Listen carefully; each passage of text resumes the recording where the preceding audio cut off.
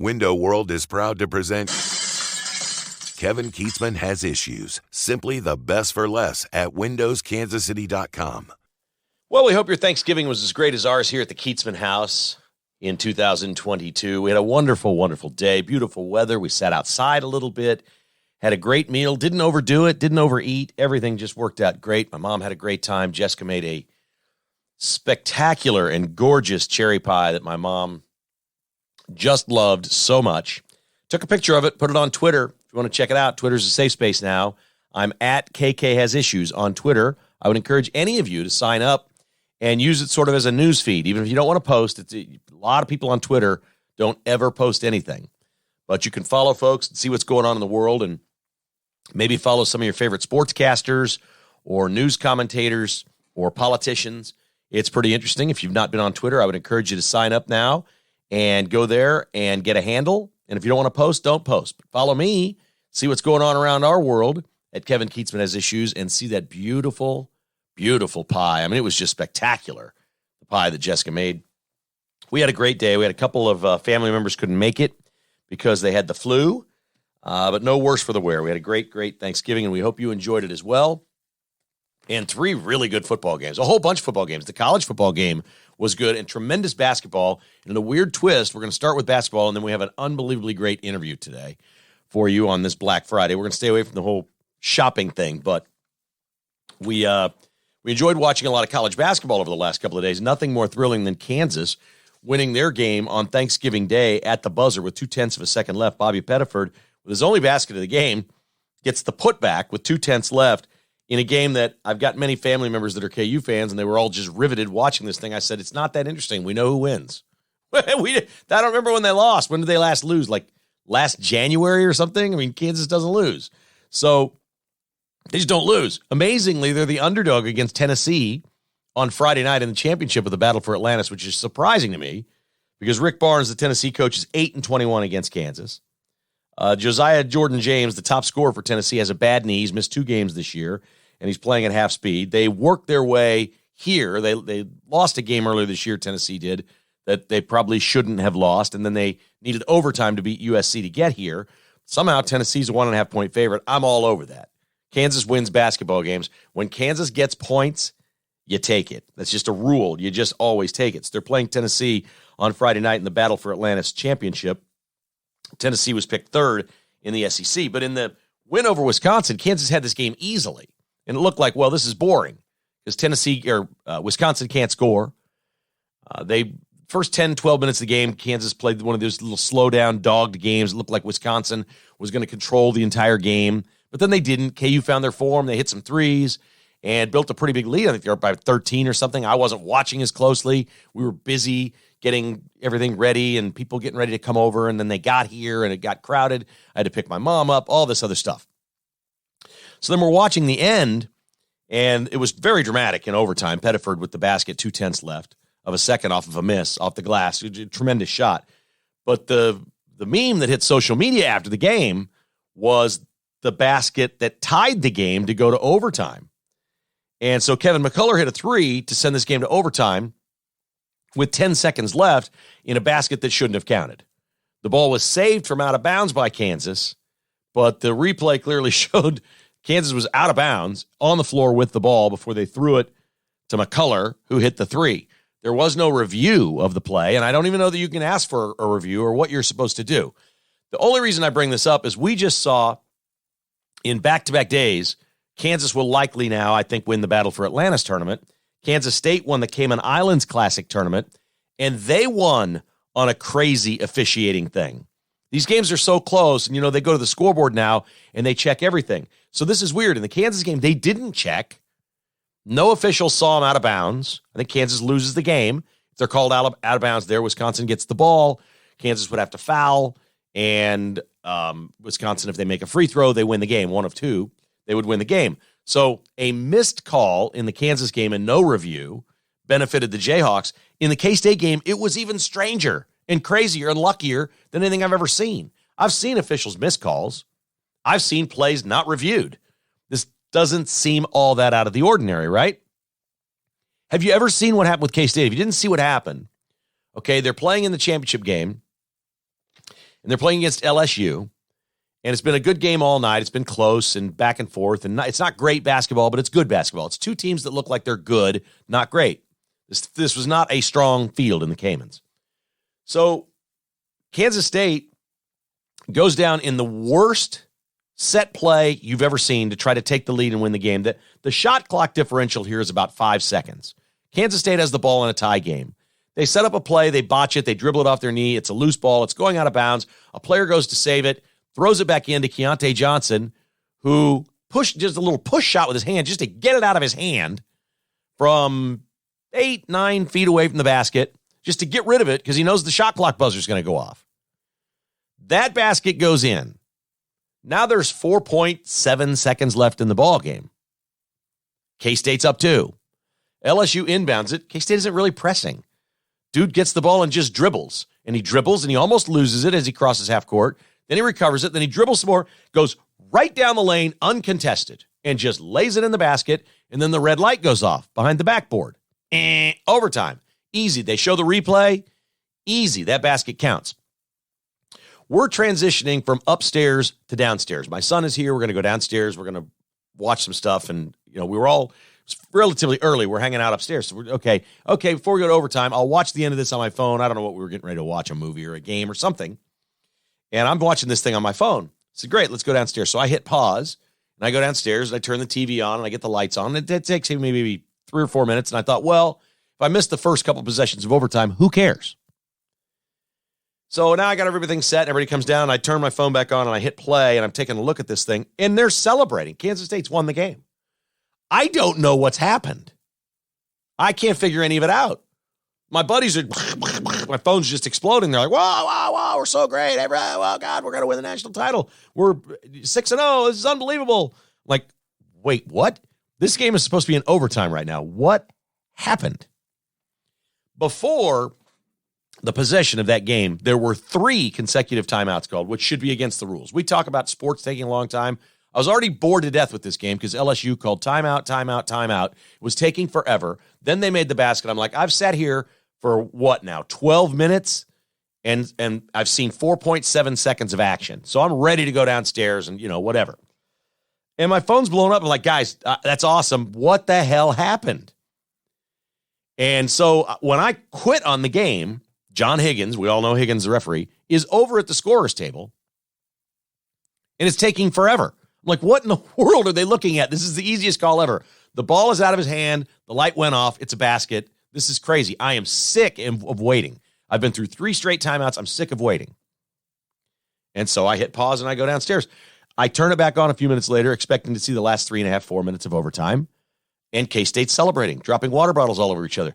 They went to the scoreboard and looked at the review and literally pulled out a stopwatch and said he didn't get to the basket in 4.7 seconds. We don't know if the clock didn't start on time. We don't know if the scoreboard operator had a bet on LSU. We don't know if it was human error. We don't know anything. Higgins, who calls how many Big 12 games, goes over the lead official to the table and pulls out a stopwatch and times LSU and rules that whatever that red light was, whatever the scoreboard said, whatever happened doesn't count. This game is over. The man did not score in 4.7 seconds. And my response to that is incredibly unfair for LSU. Ridiculously unfair. You're looking at a clock and you're going down the floor and the player has a feel for this and he goes to the basket and lays it in. He's playing the clock. While he's playing, it's not fair. It wasn't fair. It was fantastic. And I texted my buddies. I said, well, Jerome Tang, clearly a God-fearing man, a devout Christian, wonderful person by all accounts, just a great, great guy. And all the players love him. Okay? We'll see what they are as a team. They're undefeated, which is remarkable. And they won this tournament, which is remarkable. We'll see when it all... I'll say this about Jerome Tang. Since he arrived at K-State and started playing basketball games, it looks to me like K-State gets every call, every break, every little thing that has to happen, they get. They won in overtime the night before, making clutch baskets, and then in overtime just pulled away and drilled Nevada. It's completely changed. The fortunes of the basketball team have changed. Now, maybe they're just starting lucky. I've never seen a call like this. I've certainly never seen a Kansas State team win on some sort of referee going over with a stopwatch and looking at a video review and saying, nope, K-State won. I've never seen anything like it. Kansas caught a break. K-State caught a break. Missouri is 6-0. Are you kidding me? Missouri had 27 assists in their game Wednesday, scoring 89 points against Coastal Carolina. And the best thing about the Missouri Tigers, this is absolutely the best thing. Dennis Gates, I like this guy. I like him already. He says right after the game, we haven't done anything yet. We haven't done anything yet. We're 6-0, largely like K-State, teams that you could or should beat. Now, K-State has a road victory at Cal. Cal was picked last in the Pac-12, but they have a road victory and they've won a neutral site tournament. So K-State's resume is a little better than Missouri's at this point. But Dennis Gates saying we haven't done anything yet is awesome because here is the schedule in the next few weeks for Missouri. Not exactly in this order. There's a couple of other games sprinkled in. But next Tuesday night, they have Wichita State. After that, they'll get Illinois, Kansas, and Kentucky. We're going to find out real fast. K-State doesn't really play anybody.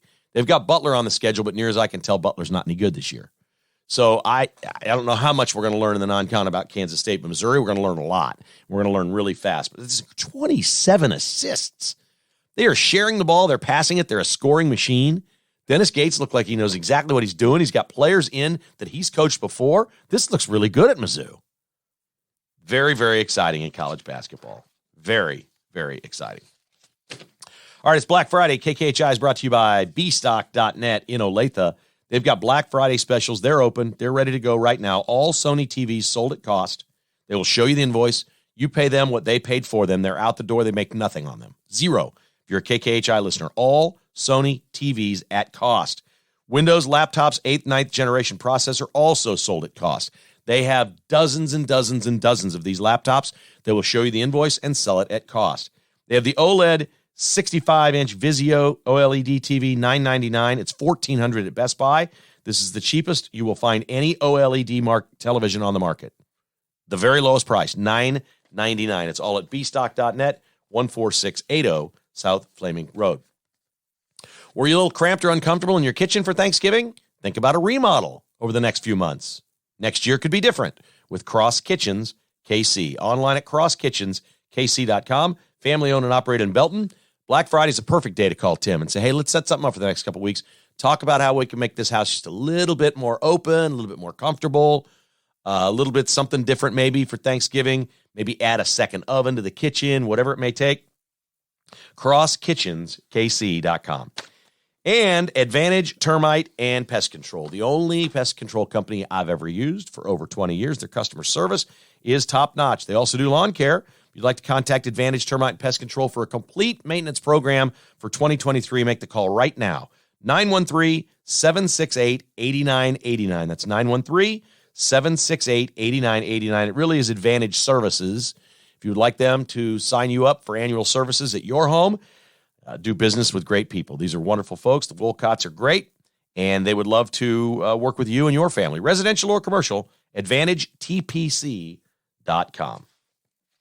All right, our conversation on this Black Friday is with Michael Stewart. He's an interesting guy, okay? Now, I don't want to say he's just a guy, but he's a listener of the podcast. This is a really interesting story. And I thought it would be a great Black Friday story because if you're looking for a gift for Black Friday, this is a very inexpensive one. You can order his book today. You can buy it at Amazon. You can get it anywhere. You can order his book. This is a great story of a guy who is not an author. He had an itch to write. He is an engineer. He's an engineer of highways, roads, bridges, things like that. Okay? So I don't want to say he's just an average guy because average guys aren't that smart. This is a smart guy. He's an engineer for crying out loud. He's a lot smarter than Podcast Boy. Let's just go ahead and get the hard part out of the way. But he loves movies. He loves action movies. He loves die-hard movies. He loves thrillers. He loves novels. He loves all these books, John Grisham novels. He loves all of this stuff. So he thought, well, what the heck? We've seen Indiana Jones he's an archaeologist who's a hero. We've seen all kinds of people that aren't cops become heroes in movies, right? They get pulled into something. Nicolas Cage in the National Treasure movies beats people up, runs, escapes, becomes an action hero. He's he's a historian. He's a history professor, for crying out loud. So Michael Stewart had the idea, what if an engineer got called in or pulled in by the FBI to help them with a terrorist attack because something has happened. In this case, it's based right here in the Midwest.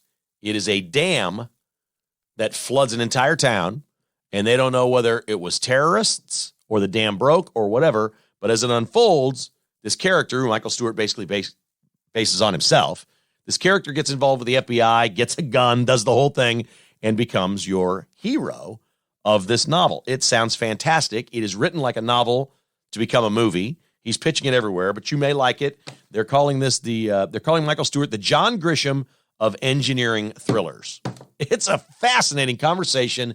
We love conservatives that just decide they're going to do something.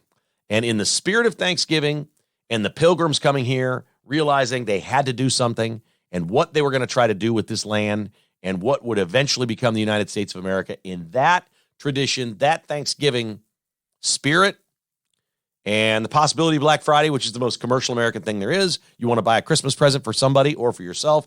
I would encourage you to buy the book, The Hills Be Shaken. The Hills Be Shaken. It's a novel by Michael Stewart, and he joins us right now. Hit it! The KK Has Issues conversation is presented by Roberts Robinson Chevrolet Buick GMC. Shop, click, drive at robertsrobinson.com. Well, it's becoming a little-known tradition, but it is a tradition nonetheless at Kevin Keatsman Has Issues that we have on local authors from time to time, people who many times do other things and write a book. They're experts, and I think it's cool. I mostly hear about these folks because they're listeners to the podcast. They reach out to me, and one such fella is Michael Stewart. He is an engineer by trade. He designs streets and highways and such. He lives in Topeka, and he has written a novel called The Hills Be Shaken, about, well, an attack, basically, in Manhattan, where the dam breaks, the water goes, and I don't know, he's the John Grisham of engineering thrillers. That's the way we talk about Michael Stewart, and he joins us now. Hello, Michael. How are you, sir? Doing great, Kevin. Thanks a lot for that incredible introduction and for having me on here. Well, let's Honored start. to be here. Oh, thank you. And I know that you have years into this book because you didn't find a publisher for a while, and then you decided to go your own way. Before we get to the premise of this and the genre of book, the novel that you're writing, let's talk a little bit about who and what you are. You're an engineer by trade, and you continue to be an engineer. You're not a professional author. You are an engineer. Is that correct? Yeah, that's right. Yeah. I went to K-State for engineering. Lived in Topeka my whole life, and I'm a Kansan. And engineering pays the bills and puts food on the table for my kids. So. And you have 6 kids, and you're a world record holder of a video game? Yeah, that's right. I don't know which one of those two are more of a crazy statement, but yeah, I've got six children. They range from 3 to 18. Love them all, and we're always working hard to like I said, take care of them, make sure they're taken care of, and I've been blessed to be working in the engineering field and be able to do that. I own a world record in Back to the Future on the Nintendo. It's I'm a big movie buff. Back to the Future is my favorite movie and video game, and I happen to be just love that game so much. Okay, so you're Michael. You're not. I'm not saying you are, but what you're describing here is a nerd. I mean, you got all these kids. You're an engineer. Your video game world record is from like the 80s. I went and I watched part of the video that you have on your website. Michael Stewart's website is michaelstewart.fun. He has a 55-minute video of his world record of Back to the Future, which, by the way, I didn't even know there was a Back to the Future video game. And you hold the world record. And how many times have you sat down and just recorded your entire video game? Probably to get to that video, you make some mistakes and stuff. So I probably did it like 10 times. So. Okay, so just that one. I think it's cool, and I know you're proud of it. I didn't really know there was a Back to the Future video game. Was it really popular? Now, I'm not a video game guy. How popular was it? Well, that's the thing. It was a very unpopular game, and is considered by many to be one of the worst games. So because of that, no serious gamers are going to be are out there trying to break the record. So it kind of left an open door for me. That's awesome. So you found a video game, you set the record, and you figure nobody else is going to try to come get me. That's awesome. That's just great. All right. So where did you hatch the idea? You've got an 18-year-old and you've got a 3-year-old. So you've been busy raising children. And apparently a few years ago, you hatched an idea that engineering is great. You're obviously very good at it. You're skilled at it, but you really wanted to write novels. How did you come up with this idea? And did people think you were crazy? Yeah. People thought it was strange for sure. I'm a big movie buff, love watching movies. But there's not a movie that stars engineers, and there's not a movie about engineering. And, so I thought most writers will tell you they write things that they want to read because it's not out there. There's a certain story they want to read or watch a movie of, and it's not there. And there is no action star with an engineer or a thriller starring, with engineering in it. And so I had this idea of sort of a trailer in my head of a movie that I would want to go see. And so I wrote it so that I could find out what happens and sort of read it myself. Okay. All right, so the book is called The Hills Be Shaken. You can find it anywhere. Amazon's the best place to go. You can also go to michaelstewart.fun. If you buy the book and you go there and you want to send him a message at his website, he'll autograph it for you and send it to you, an autographed copy. First 10 people that do that, he'd be happy to do that. The Hills Be Shaken, a novel. And I guess some are referring to this as Little 9/11. This is Manhattan, Kansas, not Manhattan, New York. And it's an attack. We don't want to give too much away on the book, but essentially your premise when you sat down to write this was engineer becomes cop, or engineer becomes the guy the FBI really needs to figure out what the heck is going on. So that's the premise of it. And it's described a little bit like Die Hard meets MacGyver. Yeah. It's got the fun action scenes you're expecting in a thriller. It has the mystery and suspense that you would expect in a crime investigation novel, but it's got some engineering woven into it because again, the disaster is such that the FBI needs the help of engineers to solve this crime. So the main character, Mose Haley, is an engineer that gets recruited to become an FBI agent, and again, the engineering isn't overwhelming. It's just kind of woven into the story. It's a traditional mystery or suspense thriller, but with an engineering spin on it that's kind of woven in throughout. And you wrote this novel thinking in your own mind, hey, this could be an action thriller movie? Is it how much of it is traditional novel and how much of it is screenplay? It's written like a traditional novel, but the way I see things is always like a movie. I feel like it would translate to a movie really well. Again, you mentioned John Grisham earlier. His novels just translate naturally to movies. There's been so many good ones, whether Tom Cruise and Denzel Washington have starred in his movies, and he did something no one else thought was would make a good premise for a book. And that's where a lawyer is the main character. Nobody wants to read a boring lawyer's novel, but guess what, they do. And so that's what I'm trying to do, is kind of introduce sort of a new subgenre to everybody, and that's the engineering thriller.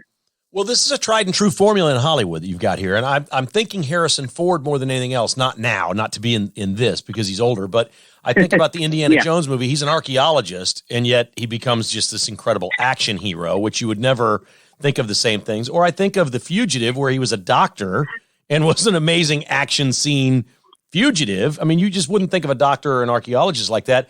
Why not engineers? So help me explain what the engineering is in this. It has to do with a dam and a flood, and then what? Roads? How do you weave engineering into this? Why does the FBI need the engineer? Well, to start off with, even the public doesn't know what happened, whether the collapse of the dam was truly a natural occurrence from an earthquake or whether it was a terrorist attack. And because the destruction washed away so much of because it caused so much destruction, it took away any evidence as well. And so they really don't know. So they have to turn to engineers to kind of help them understand how dams work and how an attack could even be carried out to begin with. And so that's kind of where that's where the story starts, and that's where the investigation starts out. Eventually, the novel leads into there's some interesting action sequences where engineering comes into play, and again, sort of like MacGyver, where the main character has to kind of get himself out of a jam with some creative thinking that somebody else wouldn't necessarily think of, but an engineer would. So that's kind of the slant on it. And there's a passage in the book that says the kid that only dreamed of kissing a girl and growing armpit hair was now supposed to chase bad guys. So this is a bit of a fish out of water story, right? Yeah, that's right. Yeah, the main character is an engineer, and you wouldn't expect an engineer to become a cop, but that's what happens. And this I didn't know how good of a book I had on my hands when I released it. But to date, there's been over 100 reviews on Goodreads and on Amazon, and averaging 4.5 stars on Amazon, and on Goodreads it has a 98% liked it percentage, which is kind of like their version of Rotten Tomatoes. It's basically a 98% Rotten Tomatoes score on Goodreads. And what a lot of the people are saying, the reviewers are saying, is that this main character feels so real and flawed. And it's just me. It's the main character is me. It's an engineer. He's doing things that I would do. And so I liked hearing that compliment for a while, that people like my true realistic character. But then I kind of realized, they're saying I'm flawed, which is fine. So why would publishers not like? I mean, okay, let's say even you send it to a publisher and they go, okay, we don't like the way this is exactly written. We'd like to change this or do that. Who wouldn't love the premise of this story when we know what sells and we know what makes movies? And another one that just popped in my mind is these CSI TV series that have been around for 25 years. Those are forensic scientists, and they run around on their show with guns and shoot people. I don't think there's a whole bunch of people working down at the morgue that are running around shooting people, but they're cops too, and we turn them into action shows and things like that. Who could have possibly seen this? What literary agent, or have you gotten it to anybody in Hollywood and said, look at this premise for a story, and if you have to rewrite it and do a screenplay or whatever, who would not like this story? Yeah, I certainly agree with you. I'm biased as the author, but I think, again, if I saw the trailer for this, I would be the first one in line to watch the movie for it. It's just a really exciting premise in my mind, and I think it would be it should sell. When I first finished this years ago, this first draft, I approached over 100 literary agents and got 100 rejections. But the thing is, they see pitches. They see 1,000 pitches a week, and they can only pick maybe one to pursue. And so it's just really hard to crack into the business without having some sort of platform first, a following. And I'm an engineer, so I didn't have any of that at the time. And but I'm working now to build an audience and trying to keep momentum going. So, see, I could play this game all day. Nicolas Cage in National Treasure, the guy was a historian. He was like a history professor, a history guy, and he becomes this action hero. I mean, you can do this all day long, and I don't know. It seems to me, and you, Michael, I'm not an engineer, okay? I don't get what you do. I don't understand anything you do with roads and bridges and highways and all that stuff. But I can imagine a million ways that if this became a franchise or actually became something, you could take this character and a million different things you could bring in through engineering that would be very, very interesting in the plot and in these stories. Have you thought about where you want to, I don't want to put the cart before the horse, where you go from here with this character? Is there more for this character? Oh yeah, absolutely. It's been my, it's been my dream or intention all along to have this be to be a series, a lot like the Jack Reacher series, where each story, each novel is just it's a self-contained story, but you follow this main character that just comes across a new adventure, and so you wouldn't even have to. Yeah, so I envision I would love to just sit here and just be cranking out books, and obviously I have a very limited amount of spare time to be able to do that, but there's a lot of adventures for Mose Haley to encounter, and again, there could be 6, 7, 8 books, and you could pick up any different one. They'd be their own story that you could pick up and read. That's kind of what I envision for this franchise. Okay, so what if you were just to dream a little bit? The engineer in you, if you're dreaming, what are the iconic engineering marvels on this planet that you could put into a novel? And have you thought about things globally? What structures and things around the world that you could work into one of these? Wow, that's a good question. I'm always, tall buildings would be fun. The Burj building in Dubai.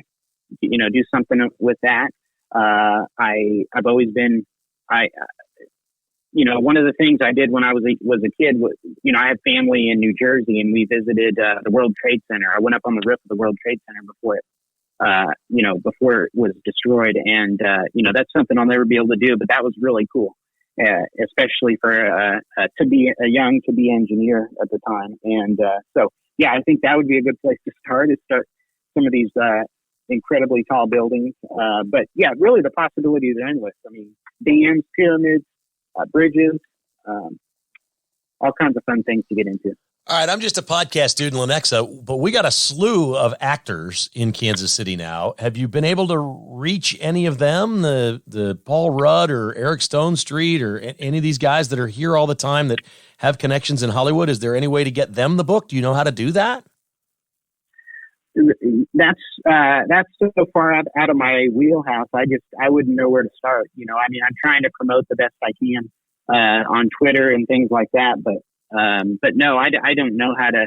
I don't have connections or anything like that to reach out to those folks or let people know we have this exciting story that takes place in the heartland of Kansas. But, yeah, and you know what? You're just a really honest guy. I mean, it says on your website, I spent some time on there, and it says, look, I'm not a salesman, I'm not a marketer, I'm an engineer, and I really don't know how to do this. I just feel compelled somehow, and I hope that our audience is listening, if you know anybody, and I know we've had a few people say, hey, they know some writers in Hollywood, or they know this person that's a stage director or something like that. Anybody that knows anybody, get a hold of me or get a hold of Michael, and it doesn't hurt to just get the book to somebody and say, take a look. What do you think?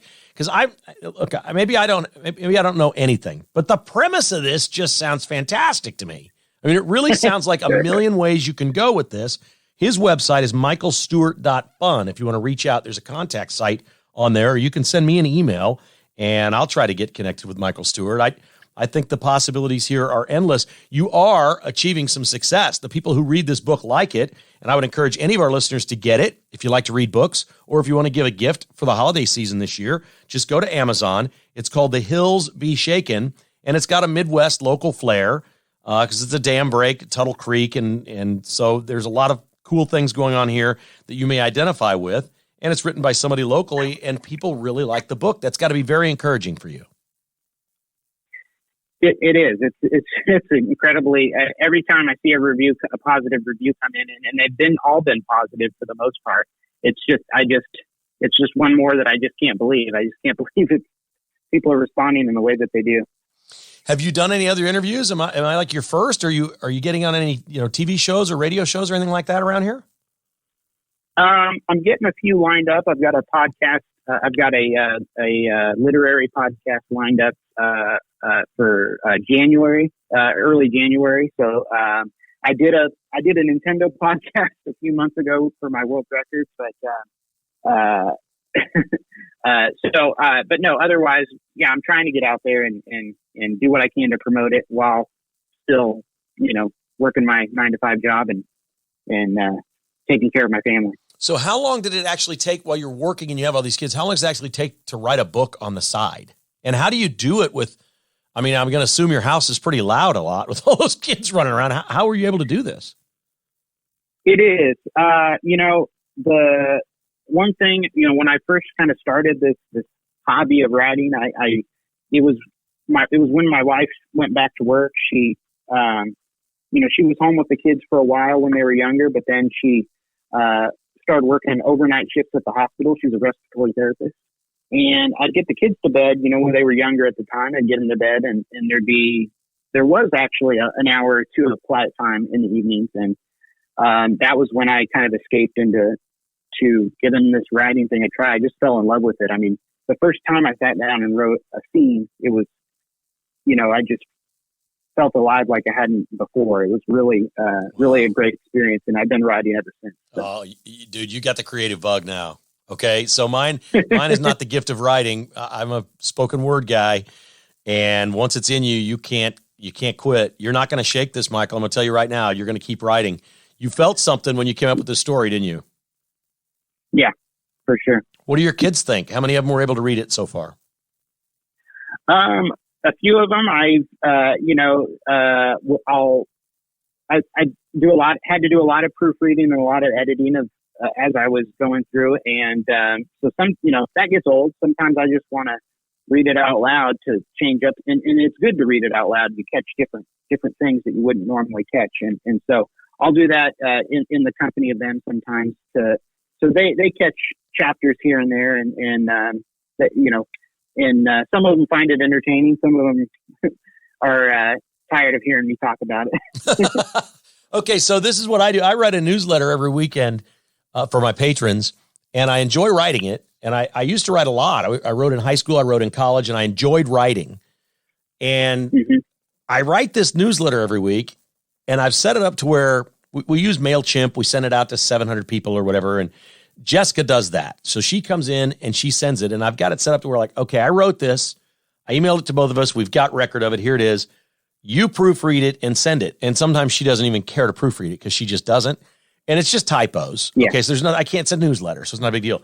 I got a buddy who's a stickler on this, and he's like, there were 3 more typos in your newsletter. I said, Tony, I cannot, Michael, I'm not kidding you. I cannot go back and reread it. Once I write it, I'm done. I walk away. I can't do it. It's actual work. It's painful to reread it. Why is that painful? I don't know, but not only is it painful, it's, what you meant to say before. So your brain already, even when you reread it, your brain tells you what the sentence is supposed to say, not what it actually says. And, right. And it's hard to catch some of your own mistakes in there. It's really hard. That make it hard for someone else to read and understand because it was in your head. That's exactly right. And I think that's why I don't like doing it, because when I've done it, I've gone back and I'm like, oh, this was wordy and goofy. I need to change this. And now I'm beating myself up for sucking, and I don't like doing that either. Yeah. I think we're finding common ground here, Michael, aren't we? Yeah, for sure. All right. So what are you writing now? Are you working on something now? And do you, I see you're active on Twitter and things like that. And you've got your Twitter handle is @HumpDayHoopla. That's right. Yeah. Okay. What's that mean? Well, originally I set that up. My thought was, so, I was finding I was getting distracted at work a lot, talking to coworkers and, about K-State football or Chiefs football or whatever the latest movie is. And I was like, I need to get back to work. And so I started instead of every time I thought of something to talk about, I would just write it down. And then on Wednesdays, I sent out kind of a newsletter to all my friends of these just random thoughts throughout the week. And it was every Wednesday. So I called it Hump Day Hoopla and got a Twitter account, that's still my account. So. That's awesome. So people can follow you that way and see your musings and the things you're doing. And I didn't let you even finish. Are you working on another book right now? Or what are you, when you sit down to the keyboard right now, what are you writing? What are you trying to do? Yeah, well, I've been pretty busy promoting the current book, trying to keep the momentum going on it. But the next book, I've got sort of I can't give too much away. It's sort of a a ghost. The movie Ghost, it's Ghost meets Quantum Leap. It's got sort of a time travel aspect to it, and I've never done time travel before, but it's going to be fun. And I actually, the first chapter I submitted to the Kansas Authors Club for their annual first chapter contest and took third place last month in their in the 2022 contest. So I'm pretty excited about that. And so that's the next one. Man, that's just awesome. That is so good. The book is The Hills Be Shaken. It's a novel by Michael Stewart. You can find it at Amazon in any form, audiobook, ebook, paperback. First 10 people that buy it, if you send a message from his website, michaelstewart.fun, to him, he'll autograph the copy of the paperback and send it to you, which is a pretty cool deal. So hopefully people will go get this. I think it'd be a great holiday gift, or anybody that just wants to read a really fun, interesting book. It's Engineer Becomes Cop. It happens right here in the Midwest, and I think you've got a great idea here. I wish you the very best of luck promoting this, and I just wish you and your family a wonderful Thanksgiving and Christmas season, man. You sound like a great guy. I'm sure we all have a lot in common, and I'm so blessed that listeners of this podcast reach out to me with interesting, fun things that they're doing. I think by nature, a lot of conservatives are entrepreneurial, and that's sort of what this is. Yeah, you're feeding a craving, an artistic craving that you have, but you're trying to do something on your own, man, and I can't tell you how much I respect you for that. Well, thank you. That's the kindest words, Kevin, and I admire and appreciate everything you do as well. I've been a long time fan. So I will be in touch. Let's get some book sales going. Let's see if we can get a hold of some people. Okay. Yeah. Thank you. Okay. Thank you. There is Michael Stewart. He is an engineer by trade. Streets, highways, bridges, things of that nature, and he has written a novel, The Hills Be Shaken. You want to check this out? It's at Amazon. I think you're going to like it. It's a thriller. It's an action thriller. It's a great premise. So we wish him absolutely the very best. You can reach him at michaelstewart.fun. michaelstewart.fun. It's Die Hard meets MacGyver. Go check that out for the holidays. Interesting guy. Man, I love it. This is probably the fourth, I'll have to go back and look, the fourth or fifth author we've had on of people in our audience that have written books and they're trying to go out on their own and they're coming up with these ideas. But this thing's getting great reviews. He's averaging 4.5 stars. He's got 98% approval by people who read the book. They're loving it. And if you got any ideas how to get this into somebody else's hand, I don't know anything about the publishing industry. I just don't.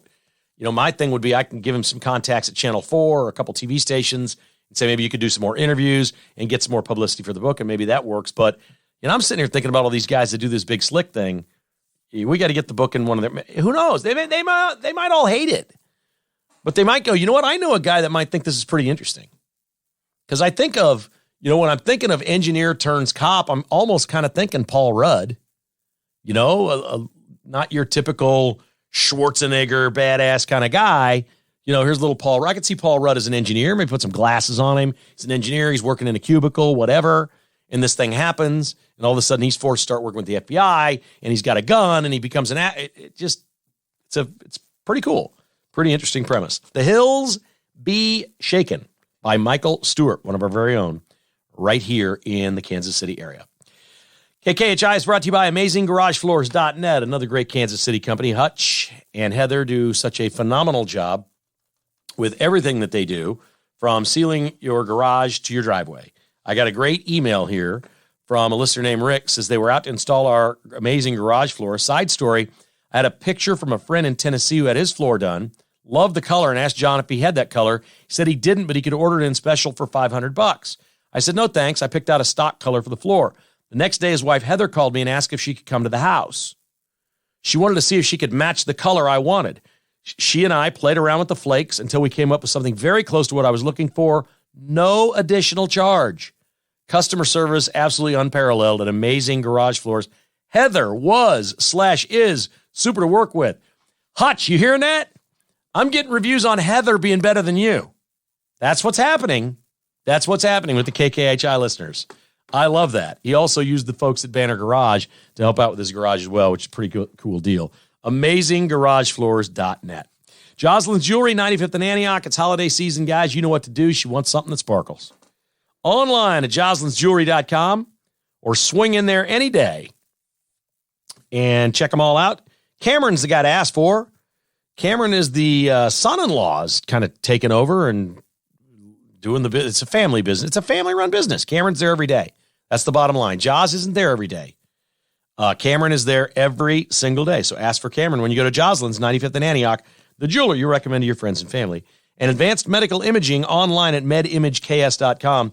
If you need an MRI or a CT scan, why would you wait with an expensive hospital chain that is time-consuming? You need a scan. Today's good. Tomorrow's okay. Advanced medical imaging does that. medimageks.com. Or call Tricia. Schedule your appointment at 785-856-0224. Online at medimageks.com. Michael Stewart, good stuff, buddy. We wish him the very, very best. I love the spirit of conservatives. I love it. Nothing's slowing this guy down, man. Married, 6 kids, devout Catholic, writing novels on the side, works his butt off as an engineer. This is the American way. This is how really great things happen. Is it a 1 in 1,000, 1 in a million? I don't know what his chances are. I know this. It wouldn't surprise me if one day Hollywood grabbed this and said, engineer becomes cop, action film. Interesting. Okay. Nobody else has written novels about engineers becoming action stars. Nobody's done that. And he knows all about engineering, obviously, because he is one. So pretty cool premise. We wish him absolutely the very, very best. And I love sharing stories of people like this, especially around the holiday season. I love doers. You love doers, not the scotch. People who do things. We love doers. And Michael Stewart seems to be that guy. I hope you enjoyed that. It's fun. That's why we say sports, politics, and life. Because we try to emphasize people living their best life. That's our guy, Michael Stewart, on KKHI.